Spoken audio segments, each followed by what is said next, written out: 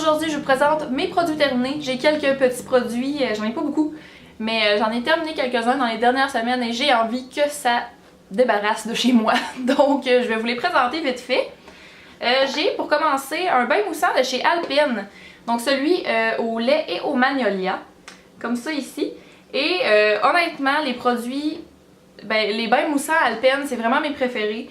Premièrement, ils sont super abordables. C'est aux alentours de 3$ si je ne me trompe pas pour 1 litre. C'est vraiment pas cher. Aussi, c'est biodégradable, c'est sans parabènes, c'est fabriqué au Canada et c'est non testé sur les animaux. Donc c'est gagnant. C'est vraiment très gagnant pour moi. Donc ça se retrouve, si je me trompe pas, dans pas mal toutes les pharmacies. Moi, je l'achète principalement au Jean Coutu. Donc si jamais vous savez que ça se trouve au Jean Coutu, certainement. Donc c'est ça, au magnolia, ça sent vraiment super bon, c'est une odeur super douce. Ça doit être parce que c'est au lait et magnolia, parce que j'ai l'impression que tout ce qui est au lait va venir adoucir n'importe quelle fragrance. Donc, et en parlant de fragrance d'ailleurs, il y en a vraiment beaucoup. Il y a vraiment beaucoup de fragrances différentes dans cette marque-là. Donc allez vérifier, voir si jamais il y en a un qui vous intéresse, parce que en tout cas, pour celles qui prennent des bains, ceux et celles qui prennent des bains, c'est vraiment un produit que je rachète tout le temps. Je vais probablement en racheter un très bientôt.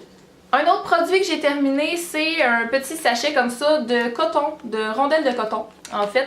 Donc ceux-là, ça provient du Costco, ça se vend en paquet de 8 paquets, si vous comprenez ce que je veux dire. Donc il y a à peu près 800 cotons dans un paquet. Puis je crois que ça se vend aux alentours de 10$. Donc sérieusement, là, c'est vraiment mes cotons préférés jusqu'à maintenant. Il y a, comme ici ils le disent, là, il y a un côté texturé, puis un côté plus doux. Puis ces cotons-là, ils se déchirent pas. Tu sais, quand on se défait les ongles, exemple, puis qu'on a des paillettes sur les ongles, là, il va pas venir se déchirer puis laisser des fils de watts. Fait que ça, c'est vraiment un plus. J'adore ça. C'est aussi non testé sur les animaux, donc c'est vraiment c'est vraiment le thème du jour. J'ai vraiment plusieurs produits qui sont non testés sur les animaux aujourd'hui. Donc c'est toujours un plus pour moi, puis aussi pour le prix, ça vaut vraiment la peine. Aussi, en restant dans le thème de non testé sur les animaux, j'ai terminé ma crème de chez Jamieson, donc comme je viens de vous le dire, elle est non testée sur les animaux. Donc le petit signe de test sur les animaux, là, c'est le petit lapin ici, comme vous pouvez voir. Si vous retrouvez ça sur vos produits, ça veut dire que c'est pas testé sur les animaux, ce qui est toujours un plus tant qu'à moi. C'est toujours j'ai toujours plus envie d'aller vers une marque qui a ce signe-là plutôt qu'une autre. Donc voilà. Pour en revenir à la crème de nuit, donc c'est une crème de nuit régénératrice là, avec plein de vitamines enrichies à l'intérieur. Et je l'ai beaucoup aimé. Ça m'a duré super longtemps. C'était un pot de 120 ml. Puis pour le prix, ça valait vraiment la peine. C'était aux alentours de 10$, puis ça m'a duré presque 1 an. Donc ça vaut vraiment la peine. La seule chose que j'ai pas aimé de cette crème-là, c'est l'odeur qui est, ma foi, assez désagréable. Je trouve que ça sent amer. Ça sent amer et surette en même temps. Là. Je sais pas trop. En tout cas, j'ai vraiment pas aimé l'odeur de cette crème-là, du début à la fin. C'est le seul inconvénient que j'ai trouvé avec cette crème-là. Mais sinon, comme je vous dis, ça fait son effet. C'est super, c'est gagnant. Là, surtout aussi que c'est non testé sur les animaux. Donc, j'adore ça. Ensuite, 2 produits Karine Jonca que j'ai terminé. Je vous ai fait une vidéo complète là-dessus, donc je vais passer rapidement. J'ai terminé le sérum d'hydratation intense qui se présente comme ça ici. Donc, je vous en ai parlé beaucoup dans mon vidéo. C'est un produit coup de cœur pour moi. J'adore ça. Ça s'applique juste avant de mettre la crème hydratante. Et honnêtement, pour ceux et celles qui ont des problèmes de peau sèche, c'est un petit miracle en petit pot.